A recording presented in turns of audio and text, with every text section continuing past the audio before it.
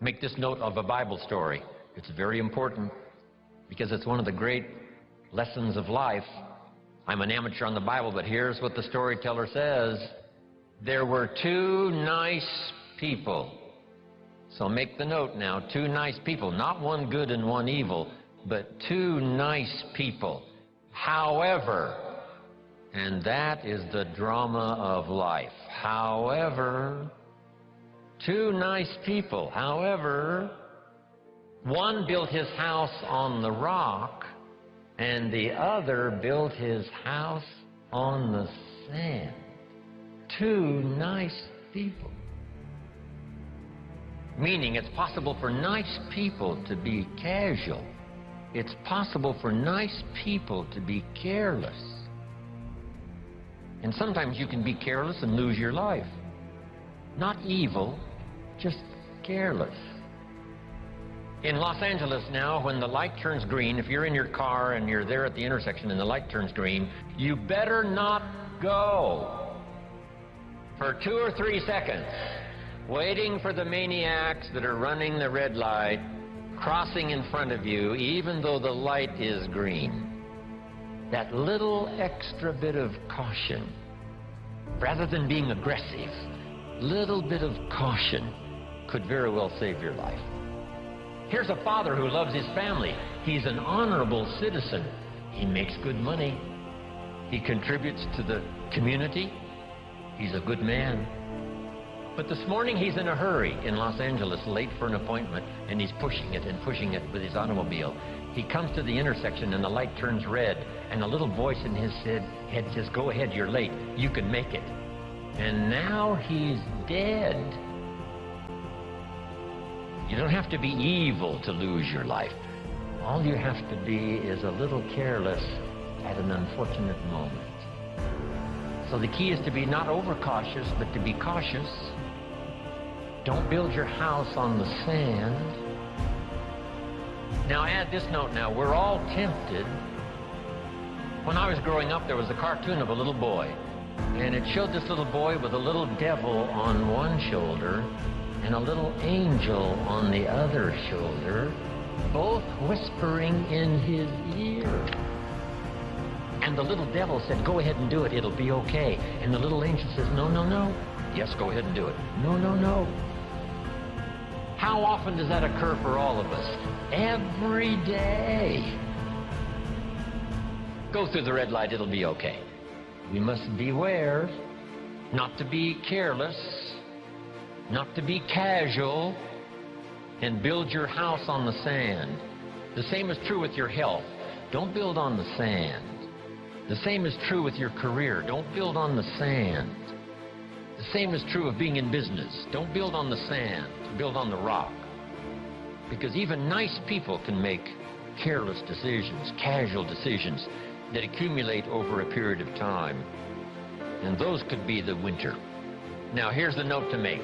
Some winters are of your own making, and some are not. Some are just the winter experiences.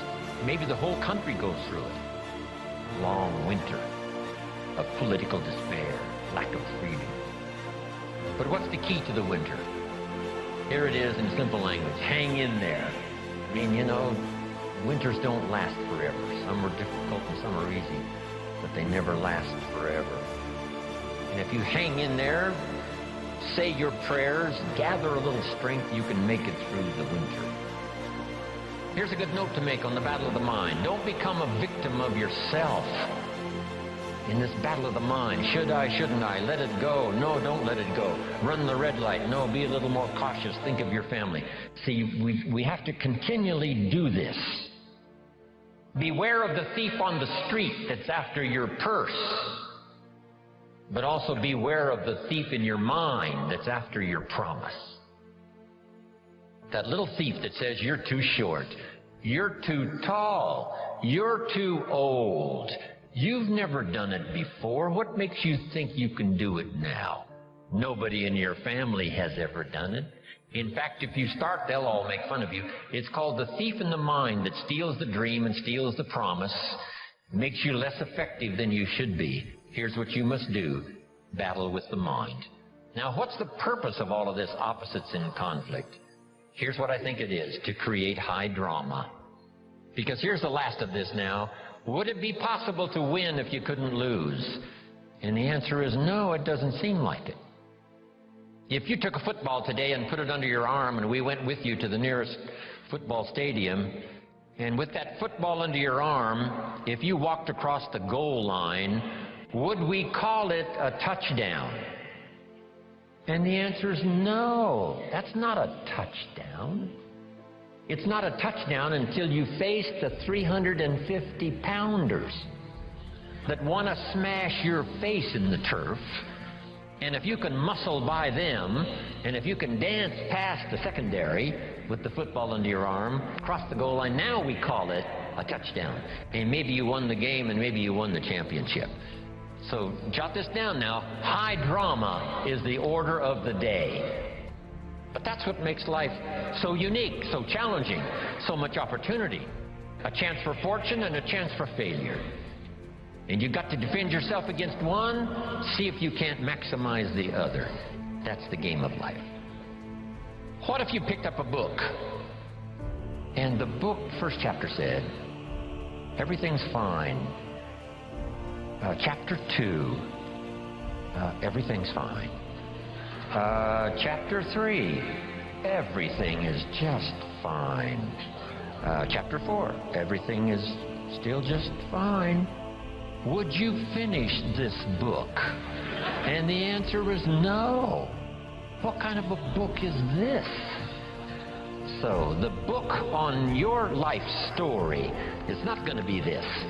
It's going to be filled with the full dramas of the highs and the lows and the winter and the spring and the summer and the harvest. Be both optimistic and vigilant. Two great words of antiquity, here they are. Number one is behold. It's the word from antiquity. The positive word is behold. Here's the other word, beware. One of the interesting bewares in the Bible is a little story that says, beware of the little foxes that are spoiling the vines. It doesn't look like it. You know, I come from, farm country, Idaho, where I make a little wine and grow a few crops. And you can look at a vineyard, hey, it looks okay. But this old story says, just because the vineyard looks okay, you gotta look a little closer. The little foxes may be eating the vines. So whether it's a personal relationship or a business opportunity or your future or your life or the management of your time or your health or whatever, I'm asking you to behold the possibilities and beware the dangers. So this is the key. Take advantage of the spring, such a short season. Take advantage of opportunity. Take advantage of opportunity to meet someone who could be a colleague for your future career. Take advantage of the day when it arrives, because the day will soon finish. Take advantage of the year, because it will soon close. Take advantage of the chance to live an extraordinary life. Learning to change yourself. In an economic sense, my mentor put it this way: to climb the ladder of success as high as you wish to climb, here's the key: work harder on yourself than you do on your job. He said if you work hard on your job, you can make a living, which is fine. But if you work hard on yourself, you could make a fortune, which is super fun. Your income is primarily determined by your philosophy. I didn't learn that until I was 25 years old. They never taught it in high school. I went to college one year and never heard it. Your income is primarily determined by your philosophy, not the economy. Then when I finally understood that, I got excited about it, because I knew I couldn't change the economy, but I was assured that I certainly could change my philosophy. And I did that. And here's the philosophy. Success is something you attract by becoming an attractive person. Success is not something you pursue. It's something you attract.